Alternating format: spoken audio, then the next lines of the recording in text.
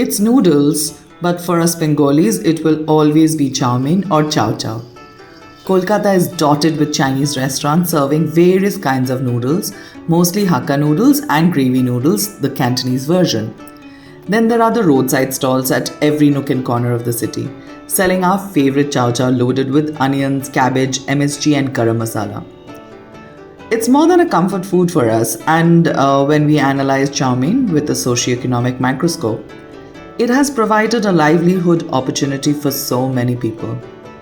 It became an easy tiffin option for lunch as well as snack. Go to any office para and you will know what I mean.